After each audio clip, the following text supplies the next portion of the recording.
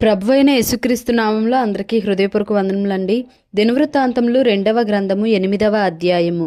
సొలొమోను యెహోవా మందిరమును తన నగరును కట్టించిన 20 సంవత్సరముల కాలము తీరిన తరువాత హీరాము తనకిచ్చిన పట్టణములను సొలొమోను కట్టించి వాటిలో ఇశ్రాయేలీయులను కాపురముంచెను. తరువాత సొలొమోను హమాతు సొబా అను స్థలమునకు పోయి దానిని పట్టుకొనెను. మరియు అరణ్యమందుండు తద్మోరుకును హమాతు దేశమందు ఖజానా ఉంచు పట్టణములన్నిటికిని ప్రాకారములను కట్టించెను.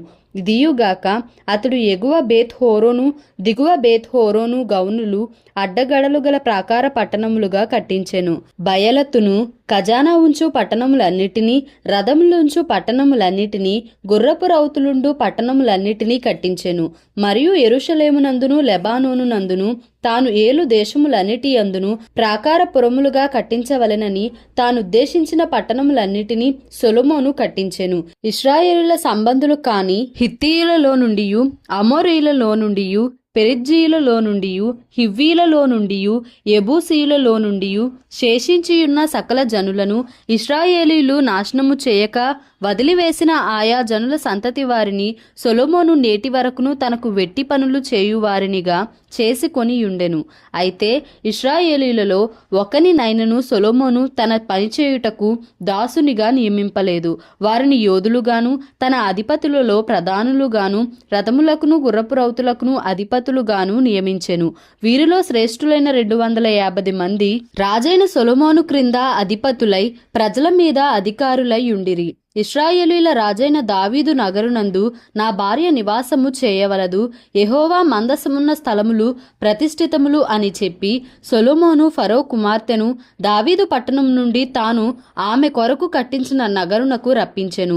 అది మొదలుకొని సొలొమోను తాను మంటపము ఎదుట కట్టించిన యెహోవా బలిపీఠము మీద దహన బలులు అర్పించుచూ వచ్చెను. అతడు అనుదిన నిర్ణయము చొప్పున మోషే ఇచ్చిన ఆజ్ఞను బట్టి విశ్రాంతి దినముల యందును అమావాస్యల యందును నియామక కాలముల యందును సంవత్సరమునకు ముమ్మారు జరుగు పండుగల యందును అనగా పులియని రొట్టెల పండుగ యందును వారముల పండుగ యందును పర్ణశాలల పండుగ యందును యెహోవాకు దహన బలులు అర్పించుచూ వచ్చెను.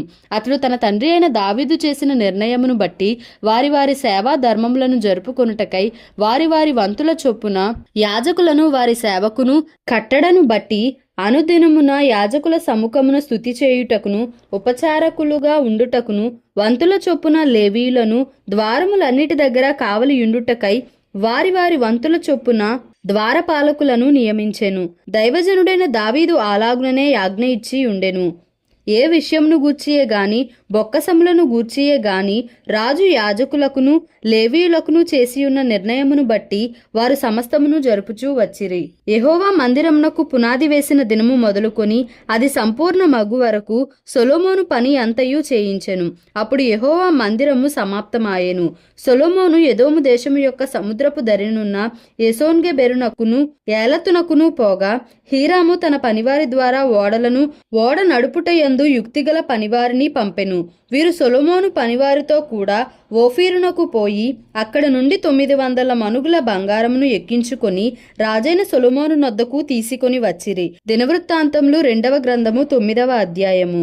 షేబా దేశపు రాణి సొలొమోనును గూర్చిన ప్రసిద్ధిని వినినప్పుడు గూఢమైన ప్రశ్నల చేత సొలొమోనును శోధింపవలెనని కోరి మిక్కిలి గొప్ప పరివారమును వెంటబెట్టుకుని గంధవర్గములను విస్తారము బంగారమును రత్నములను ఒంటెల మీద ఎక్కించుకొని యెరూషలేమునకు వచ్చెను.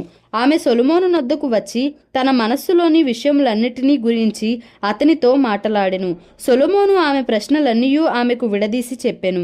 సొలొమోను ఆమెకు ప్రత్యుత్తరము చెప్పలేని మరుగైన మాట ఏదియూ లేకపోయెను.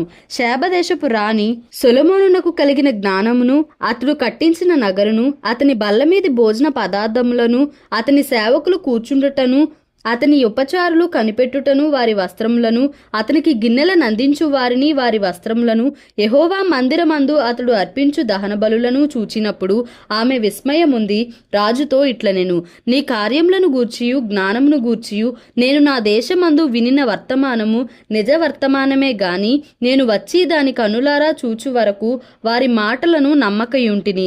నీ అధిక జ్ఞానమును గూర్చి సగమైనను వారు నాకు తెలుపలేదు. నిన్ను గూర్చి నేను వినిన దానికంటే నీ కీర్తి ఎంతో హెచ్చుగానున్నది. నీ సేవకుల భాగ్యము మంచిది. ఎల్లప్పుడూ నీ సముఖమున నిలిచి నీ జ్ఞాన సంభాషణ వినుచుండు నీ సేవకులైన వీరి భాగ్యము మంచిది. నీ దేవుడైన యెహోవా సన్నిధిని నీవు రాజువై ఆయన సింహాసనము మీద ఆసీనుడవై ఉండునట్లు నీ యందు అనుగ్రహము చూపినందుకు నీ దేవుడైన యెహోవాకు స్తోత్రములు కలుగునుగాక. ఇశ్రాయేలీయులను నిత్యము స్థిరపరచవలెనన్న దయాలోచన నీ దేవునికి కలిగి ఉన్నందున నీతి న్యాయములను జరిగించుటకై ఆయన నిన్ను వారి మీద రాజుగా నియమించెను అని చెప్పెను.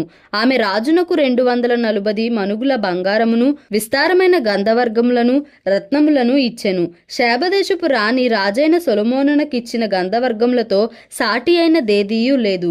ఇదియుగాక ఓఫీరు నుండి బంగారము తెచ్చిన హీరాము పనివారును సొలొమోను పనివారును చందనపు మ్రానులను ప్రశస్తమైన రత్నములను కూడా కొనివచ్చిరి.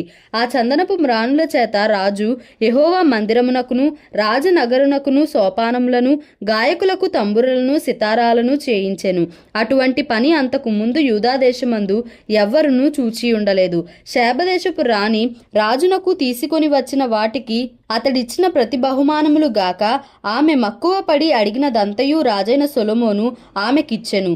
తరువాత ఆమె తన సేవకులను వెంటబెట్టుకొని మరలి తన దేశమునకు వెళ్ళిపోయెను. గంధవర్గములు అమ్ము వర్తకులను ఇతర వర్తకులను కొని వచ్చు బంగారము గాక సొలొమోనునకు ఏటేటా వచ్చు బంగారము 1332 మనుగుల ఎత్తు. అరబీ దేశపు రాజులందరూ దేశాధిపతులను సొలొమోను నొద్దకు బంగారమును వెండియు తీసుకొని వచ్చిరి. రాజైన సొలొమోను సాగగొట్టిన బంగారముతో అలుగులు గల 200 డాళ్లను చేయించెను. ఒక్కొక్క డాలునకు 600 తులముల బంగారము పట్టెను. మరియు సాగగొట్టిన బంగారముతో 300 కేడెములను చేయించెను.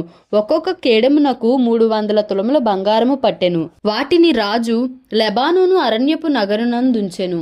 మరియు రాజు దంతముతో ఒక గొప్ప సింహాసనము చేయించి ప్రశస్తమైన బంగారముతో దాన్ని పొదిగించెను. ఆ సింహాసనమునకు దానితో కలిసియున్న 6 బంగారపు సోపానములను సింహాసనమునకు కట్టియున్న బంగారపు పాదపీఠమును ఉండెను. కూర్చుండు చోటికి ఇరుప్రక్కల ఊతలుండెను. ఊతల దగ్గర 2 సింహములుండెను. ఆ 6 సోపానముల మీద ఇరుప్రక్కల 12 సింహములు నిలిచియుండెను. ఏ రాజ్యమందైనను అటువంటి పని చేయబడలేదు. మరియు రాజైన సొలొమోనునకున్న పానపాత్రలన్నీయును బంగారపువై ఉండెను. లెబానోను అరణ్యపు నగరుననున్న ఉపకరణములన్నీయు బంగారముతో చేసినవి. హీరాము యొక్క పనివారితో కూడా రాజు ఓడలు తర్షీషుకు పోయి 3 సంవత్సరములకు ఒక మారు బంగారము వెండి ఏనుగు దంతము కోతులు నెమళ్ళు అను సరుకులతో వచ్చుచుండెను గనుక సొలొమోను దినములలో వెండి ఎన్నికకు రానిదాయెను. రాజైన సొలొమోను భూరాజులందరికంటెను ఐశ్వర్యమందును జ్ఞానమందును అధికుడాయెను. దేవుడు సొలొమోను యొక్క హృదయమందుంచిన జ్ఞానోక్తులను వినుటకై భూరాజులందరూ అతని ముఖదర్శనము చేయగోరిరి. మరియు ప్రతివాడును ఏటేటా వెండి వస్తువులను బంగారు వస్తువులను వస్త్రములను ఆయుధములను గంధవర్గములను గుర్రములను కంచర గాడిదలను కానుకలుగా తీసుకొని వచ్చెను. రథములు నిలువయుంచు పట్టణములలోను రాజునొద్ద యెరూషలేములోను సొలొమోనునకు 4000 గుర్రపు సాలలను రథములను 12,000 గుర్రపు రౌతులను కలిగి ఉండెను. యూఫ్రటీసు నది మొదలుకొని ఫిలిస్తీన్ల దేశము వరకును ఐగుప్తు సరిహద్దు వరకును ఉండు రాజులందరిపైని అతడు ఏలుబడి చేసెను. రాజు యెరూషలేమునందు వెండి రాళ్లంత విస్తారముగా నుండునట్లును దేవదారు మ్రానులు షెఫేలా ప్రదేశముననున్న మేడి వృక్షములంత విస్తారముగా నుండునట్లును చేసెను. ఐగుప్తు నుండియు సకల దేశముల నుండియు సొలొమోనునకు గుర్రములు తేబడెను. సొలొమోను చేసిన కార్యములన్నిటినీ గూర్చి ప్రవక్త అయిన నాతాను రచించిన గ్రంథమందును షిలోనీయుడైన అహీయా రచించిన ప్రవచన గ్రంథమందును నెబాతు కుమారుడైన యరొబామును గూర్చి దీర్ఘదర్శి అయిన ఇద్దో గ్రంథమందును వ్రాయబడి ఉన్నది.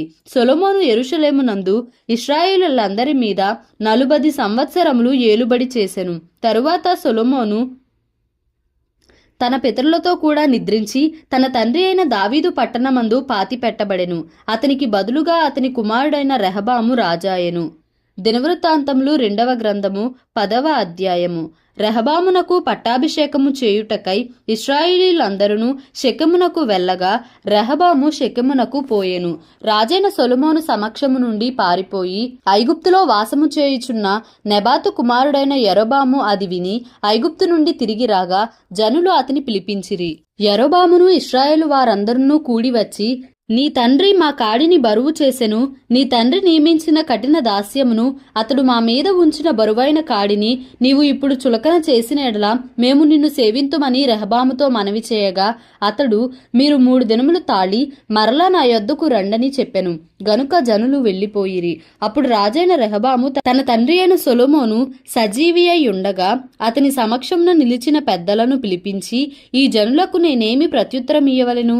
మీరు చెప్పు ఆలోచన ఏది అని అడుగగా వారు, నీవు ఈ జనుల ఎడల దయా దాక్షిణ్యములు చూపి వారితో మంచి మాటలాడిన ఎడల వారు ఎప్పటికీ నీకు దాసులగుదురని అతనితో చెప్పిరి. అయితే అతడు పెద్దలు తనకు చెప్పిన ఆలోచన త్రోసివేసి తనతో కూడా పెరిగి తన ఎదుటనున్న యవనస్తులతో ఆలోచన చేసి, నీ తండ్రి మా మీద ఉంచిన కాడిని చులకన చేయుమని నన్నడిగిన ఈ జనులకు ప్రత్యుత్తరమేమి ఇయ్యవలెనని మీరు యోచింతురో చెప్పుడని వారిని అడుగగా అతనితో కూడా పెరిగిన ఈ యవనస్తులు అతనితో ఇట్లనిరి, నీ తండ్రి మా కాడిని బరువు చేసెను, నీవు దానిని చులకన చేయుమని నీతో పలికిన ఈ జనులతో నీవు చెప్పవలసినదేమనగా, నా చిటికిన వ్రేలు నా తండ్రి యొక్క నడుము కంటే బరువుగా ఉండును, నా తండ్రి బరువైన కాడి మీ మీద మోపెను గాని నేను మీ కాడిని మరింత బరువు చేయుదును. నా తండ్రి మిమ్మును చబుకులతో దండించెను గాని నేను కొరడాలతో మిమ్మును దండించెదనని చెప్పుము. 3వ దినమందు నా యొద్దకు తిరిగి రండని రాజు చెప్పిన ప్రకారము యరొబామును జనులందరూ 3వ దినమందు రెహబామునొద్దకు రాగా రాజైన రెహబాము పెద్దల ఆలోచనను త్రోసివేసి యవనస్తులు చెప్పిన ప్రకారము వారితో మాటలాడి వారికి కఠినమైన ప్రత్యుత్తరం ఇచ్చెను. ఎట్లనగా, నా తండ్రి మీ కాడిని బరువు చేసెను, నేను దానిని మరింత బరువు చేయుదును. నా తండ్రి మిమ్మును చబుకులతో దండించెను, నేను మిమ్మును కొరడాలతో దండించెదనని చెప్పెను. యెహోవా షిలోనీయుడైన అహీయా ద్వారా నెబాతు కుమారుడైన యరొబాముతో సెలవిచ్చిన తన మాటను స్థిరపరచునట్లు దేవుని నిర్ణయ ప్రకారము జనులు చేసిన మనవి రాజు ఆలకించకపోయెను. రాజు తాము చేసిన మనవి అంగీకరింపకపోవుట చూచి జనులు, దావీదులో మాకు భాగము ఏది? యెషయి కుమారుని యందు మాకు స్వాస్థ్యము లేదు. ఇశ్రాయేలు వారలారా, మీ గుడారములకు పోవుడి. దావీదు నీ సంతతి వారిని నీవే చూచుకొనుమని రాజునకు ప్రత్యుత్తరం ఇచ్చి ఇశ్రాయేలు వారందరూ ఎవరి గుడారమునకు వారు వెళ్లిపోయిరి. అయితే యూదా పట్టణములలో కాపురముండు ఇశ్రాయేలు వారి మీద రెహబాము ఏలుబడి చేసెను. రాజైన రెహబాము వెట్టి పనివారి మీద అధికారి అయిన హదోరమును పంపగా ఇశ్రాయేలు వారు రాళ్లతో అతని చావగొట్టిరి గనుక రాజైన రెహబాము యెరూషలేమునకు పారిపోవలెనని త్వరపడి తన రథము ఎక్కెను. ఇశ్రాయేలు వారు ఇప్పటికీ దావీదు సంతతి వారి మీద తిరుగుబాటు చేసి నేటి వరకును వారికి లోబడకయున్నారు. దేవుడి పరిశుద్ధ వాక్యమును మన వినికిడిలో దీవించి ఆశీర్వదించును గాక. Amen. Please like, share and subscribe for more videos.